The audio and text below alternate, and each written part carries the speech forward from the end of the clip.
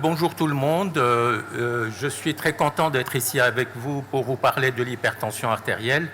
Je remercie d'abord les organisateurs et notamment le docteur Tafat de m'avoir invité, sans oublier mon ami le docteur Bilami, qui m'ont invité pour vous parler de l'hypertension artérielle. Et je vais vous parler de la prise en charge de l'hypertension artérielle par le médecin généraliste selon les dernières recommandations.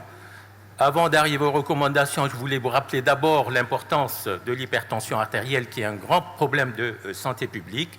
C'est le principal facteur de risque cardiovasculaire, la première cause de mortalité dans le monde, plus de 10 millions, avec un chiffre d'hypertendus qui ne cesse d'augmenter et qui va dépasser très bientôt les 1,5 milliard d'hypertendus. Et cette progression se fait essentiellement dans les pays à revenus faibles ou intermédiaires. Et ceci s'explique en partie par la croissance démographique, par le mode de vie qu'on a et également par le vieillissement de la population. L'espérance de vie un petit peu partout dans le monde et en Algérie aussi a tendance à être de plus en plus élevée et donc on aura de plus en plus d'hypertendus. Sur cette plaque concernant un rapport détaillé de l'OMS en septembre 2023, eh bien, ce qu'on sait, c'est que la prévalence de l'hypertension, c'est un patient sur 3.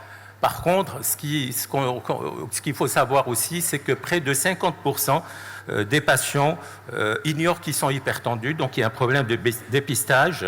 4 hypertendus sur 5 ne sont pas correctement traités. Et enfin, le nombre de décès par AVC, infarctus du myocarde, est très important, plus de 1000 chaque heure dans le monde. Et ils nous disent aussi que si on prend en charge correctement l'hypertension artérielle, eh bien, on pourrait éviter d'ici 2050 un nombre important de décès, d'AVC et d'infarctus et d'insuffisance cardiaque. Alors en Algérie, la prévalence elle est à peu près la même, c'est-à-dire 36%. Et là aussi, on a 50% de patients qui ne sont pas dépistés, 40% seulement qui sont traités et 16%, c'est-à-dire moins de 1 patient sur 5 qui est traité et contrôlé. Et on sait très bien que l'hypertension artérielle, les risques sont au niveau cérébral avec les AVC, que ce soit l'AVC ischémique ou hémorragique, mais sans oublier les démences, les troubles cognitifs, le risque rénal et surtout le risque cardiaque, avec l'infarctus du myocarde, les décompensations cardiaques, qu'elles soient systoliques ou diastoliques, et également la fibrillation auriculaire, qui est une autre cause d'AVC ischémique. Et ce qu'il faut savoir aussi, c'est que la relation entre la pression artérielle et l'augmentation et les facteurs de risque est une relation qui est continue. C'est-à-dire qu'il n'y a pas de niveau à partir duquel on peut dire qu'on est protégé. Ce qui est sûr, c'est qu'à partir de 140 ou 135-90, eh bien, le risque est très important. Mais ce risque persiste aussi, même si on est à 120 sur 80 mm de mercure. Et sur cette plaque, sur méta-analyse de plus d'1 million d'habitants, de patients, eh bien, le risque de cardiopathie, de mortalité par cardiopathie ischémique ou par AVC augmente avec la pression artérielle et avec l'âge. Et chaque augmentation de 20 mm de mercure de pression artérielle systolique ou de 10 mm de mercure de la pression artérielle diastolique au cabinet double le risque de mortalité par coronaropathie. Donc le risque de l'hypertension, on le connaît. Et est-ce qu'on peut améliorer tout ça? Oui, il y a des traitements très efficaces. Et vous voyez, on dit qu'il faut baisser la tension, il faut la normaliser, mais si on baisse juste de 10 mm de mercure, on peut avoir un bénéfice sur les événements cardiovasculaires, sur l'AVC, sur l'insuffisance cardiaque, sur l'infarctus du myocarde et aussi sur la mortalité totale. Alors, on arrive aux recommandations. Eh bien, il y a eu beaucoup de recommandations depuis plus de 20 ans. Et les dernières recommandations qu'on a eues, ce sont celles de la Société européenne d'hypertension artérielle en juin 2023. Et l'année d'après, c'est-à-dire au mois d'août cette année, 2024, on a eu les recommandations de la Société européenne de cardiologie. Et elles ont eu des recommandations qui étaient séparées, alors qu'en 2018, c'était des recommandations communes. Alors, quelles recommandations retenir? Moi, je pense que dans ces recommandations, il y a des choses qui sont communes et d'autres, des petites différences, mais le plus important, c'est le patient que vous allez avoir en face de vous, c'est un patient que vous allez avoir. Il y a des recommandations, mais vous avez un patient, il faut en tenir compte. Donc pour le SH 2023, il n'y a pas eu de changement sur la définition, toujours 140-90 mm de mercure. Également sur la classification, on a les différents stades, les grades que vous connaissez d'hypertension artérielle. J'insiste un petit peu ici en rouge sur l'hypertension artérielle normale haute, c'est-à-dire les patients qui ne sont pas hypertendus, mais qui sont quand même entre 130 et 139 pour la systolique, et entre 85 et 89 pour la diastolique. Ces patients, il faut les dépister parce qu'ils pourraient éventuellement nécessiter une prise en charge thérapeutique. Et par contre, la nouveauté, c'est qu'on a des stades, en plus de ces grades d'hypertension, on a eu les stades d'hypertension artérielle. Et le stade 1, c'est quand on a une hypertension qui n'est pas compliquée. Le stade 2, c'est quand on a une hypertension qui est compliquée d'un diabète, d'une insuffisance rénale modérée, d'une HVG ou d'une rétinopathie. Et le stade 3, c'est déjà la maladie cardiovasculaire ou l'insuffisance rénale sévère. Et concernant les recommandations de l'ESC 2024, eh bien, la classification a changé, même si le diagnostic reste le même, c'est-à-dire 140 sur 90 mm de mercure, mais on a une nouvelle classification. Et vous voyez, donc, on a la pression artérielle non élevée quand elle est inférieure à 120 sur 70 mm de mercure.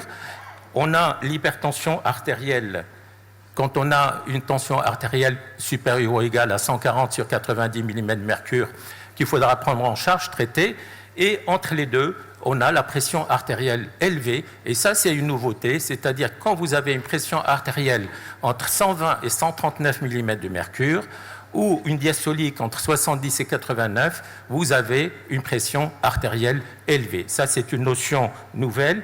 Et pourquoi on nous a donné cette notion? Parce que les différentes études et les essais randomisés et les méta-analyses ont montré que chez ces patients, surtout s'ils avaient des facteurs de risque, eh bien, une prise en charge thérapeutique pouvait améliorer le risque cardiovasculaire.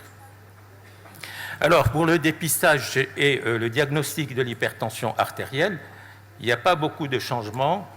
Donc, on nous dit qu'il faut dépister de façon standardisée et opportuniste l'hypertension, c'est-à-dire qu'il faut prendre la tension artérielle à tout le monde, parce que, comme vous le savez, l'hypertension artérielle, c'est un tueur silencieux, elle est asymptomatique, donc en général, et le diagnostic se fait par la prise de tension artérielle. Donc, il ne faut pas hésiter à prendre la tension artérielle chez tout le monde, et notamment au moins une fois par an chez les patients de plus de 40 ans, et même chez ceux qui ont un risque cardiovasculaire élevé, même s'ils ont moins de 40 ans, il faut leur prendre l'attention régulièrement. La mesure de la pression artérielle, je ne vais pas trop revenir dessus, il n'y a pas eu trop de changements, mais il faut savoir d'abord qu'il faut que ce soit l'appareil électronique, ce n'est plus l'appareil manuel. Malheureusement, on continue toujours à utiliser l'appareil manuel. Il faut qu'on ait un appareil électronique qui soit validé, il faut avoir un brassard qui soit adapté au bras du patient. Donc il y a d'autres conditions, le repos de 5 minutes, etc. Et surtout, on nous dit qu'il faut prendre la tension artérielle à 3 mesures de tension artérielle entre 1 et 2 minutes et faire la moyenne des 2 dernières mesures. On nous dit aussi que si on voit le patient pour la première fois, il faut lui prendre la tension artérielle aux 2 bras parce qu'on peut avoir une différence de tension entre les deux. Et si on a une différence importante, eh bien, on peut suspecter une maladie athéromateuse et ce patient sera d'emblée classé comme à haut risque cardiovasculaire. Et enfin, chez les personnes âgées, eh bien, il faut prendre la tension artérielle aussi en position debout pour détecter une hypotension orthostatique à 1 minute puis à 2 minutes d'intervalle. Je vous rappelle que si vous avez un chiffre tensionnel systolique qui baisse de 20 mm de mercure ou de 10 mm de mercure pour la diastolique, on peut parler d'hypotension orthostatique. Et chez la personne âgée, j'insiste, il ne faut pas attendre qu'il y ait des signes cliniques. Il faut détecter parce qu'elle peut être souvent asymptomatique.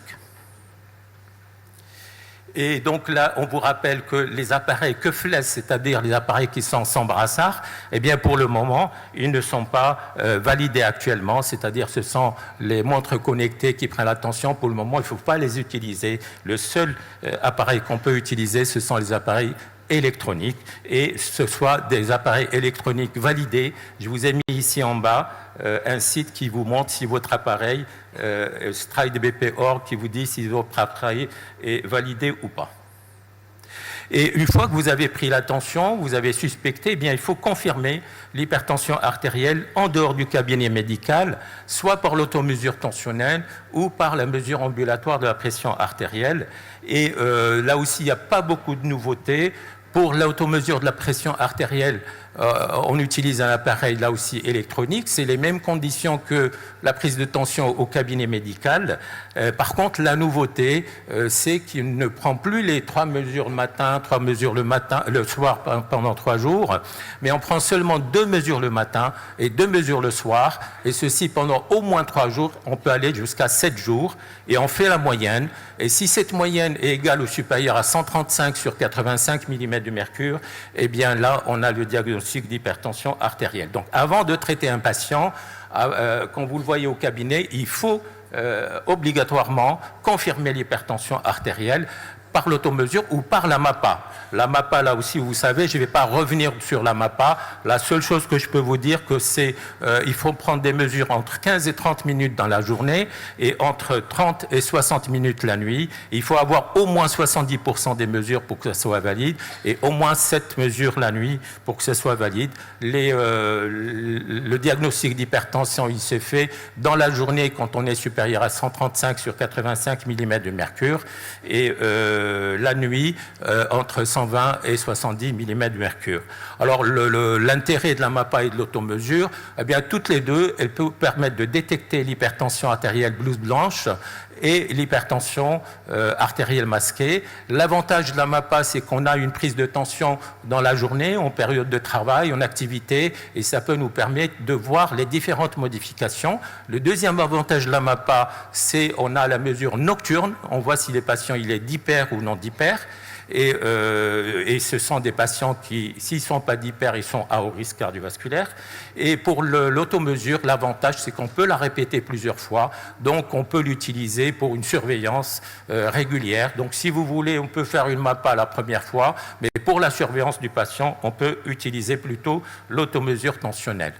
Il y a un bilan à faire, donc ça vous le savez. Il y a eu des petits rajouts comme l'hémoglobine glyquée, comme le RAC, le rapport albuminurie sur créatininurique, qui ont été rajoutés, et bien sûr l'électrocardiogramme. Par contre, là je vais insister, et il n'est pas question de faire une échographie cardiaque à tout le monde ou une épreuve d'effort, sauf si vous avez des signes cliniques, un patient qui est soufflé ou si vous avez des modifications électriques. Là, ça vaut le coup de faire une échographie cardiaque.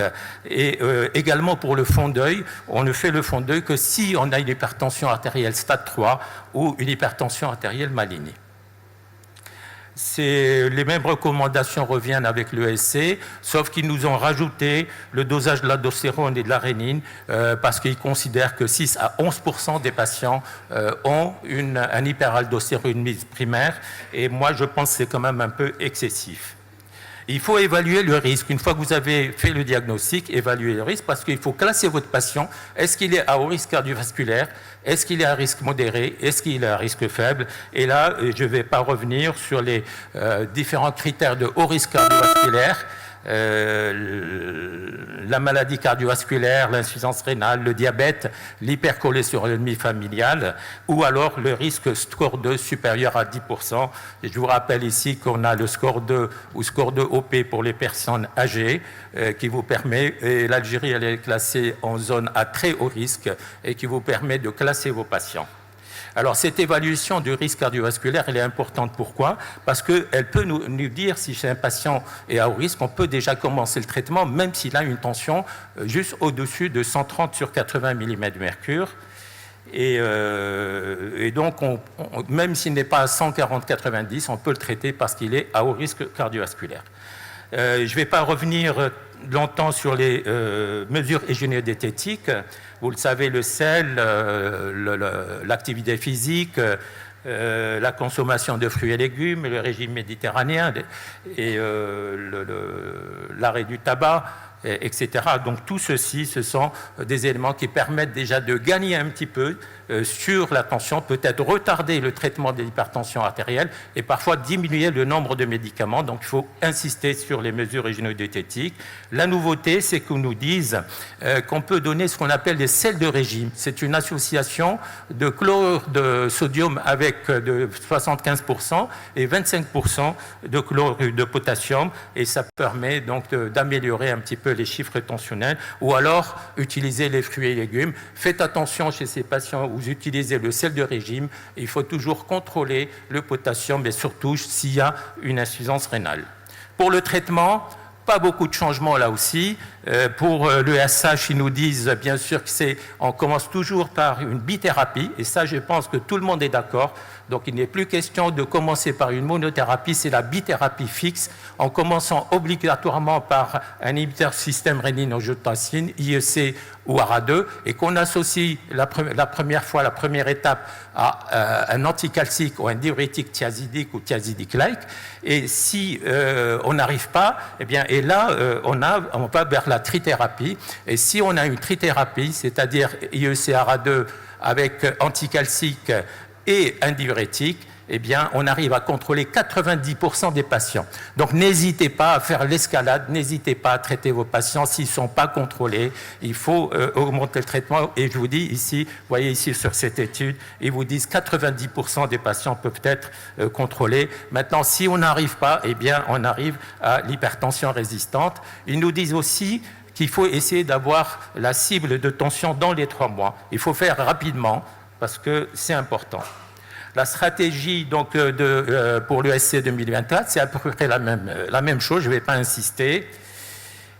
Et par contre, quand vous arrivez à la trithérapie avec un diurétique, on parle d'hypertension artérielle résistante, et c'est là où on peut rajouter de la spironolactone ou de l'éplérénone ou les autres médicaments. Mais à partir de ce moment-là, je vous dis que le médecin généraliste ou même parfois le spécialiste doit adresser ces patients dans des services spécialisés pour rechercher une hypertension secondaire, pour voir s'il y a une hypertension secondaire. Pardon.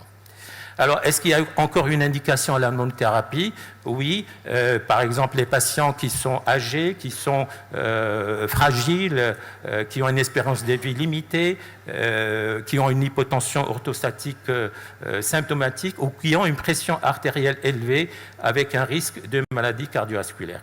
Alors, je vais rapidement passer sur les seuils. Les seuils de traitement, c'est 140-90 pour tout le monde, sauf chez la personne âgée, donc 160-90. Et pour les patients fragiles, ce sont des seuils qui doivent être individualisés. Et là, je vous mets cette plaque pour les cibles tensionnelles. Si vous avez un patient de moins de 79 ans, dans un premier temps, il faut être entre 130 et 140.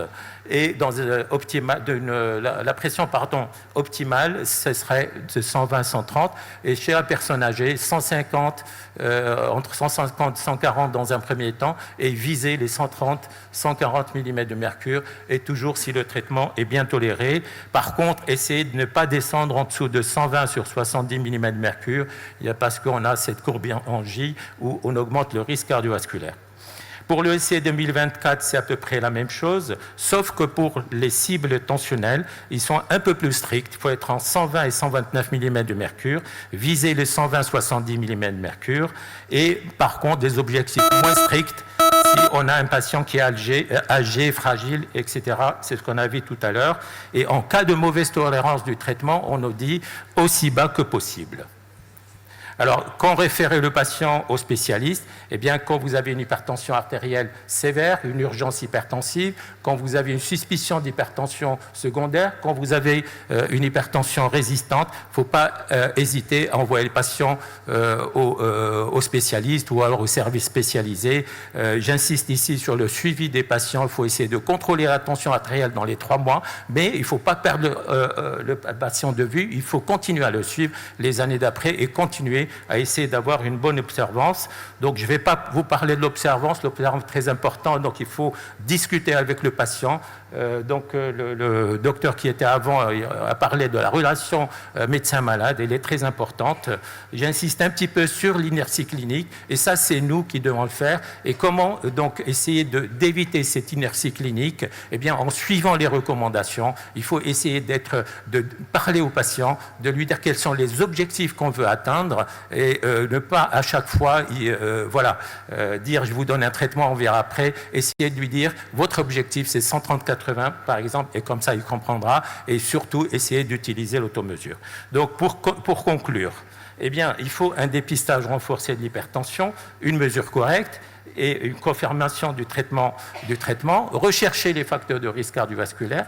Les objectifs sont plus bas que ce qu'on avait avant, et informer le patient pour qu'il puisse être observant, la bithérapie fixe, l'évaluation de l'efficacité du traitement, agir très vite dans les 3 mois, ne pas hésiter à augmenter le traitement, éduquer les patients et surtout ne pas oublier de prendre en charge les autres facteurs cardiovasculaires. Et c'est pour ça que ces recommandations sont là, et donc elles sont là pour vous aider à prendre en charge votre patient, même si la décision vous revient à vous, et surtout ne pas hésiter. Si vous avez des patients qui sont en urgence hypertensive, résistante ou suspicion d'hypertension secondaire, ne pas hésiter à les envoyer dans des services spécialisés, et je vous remercie beaucoup.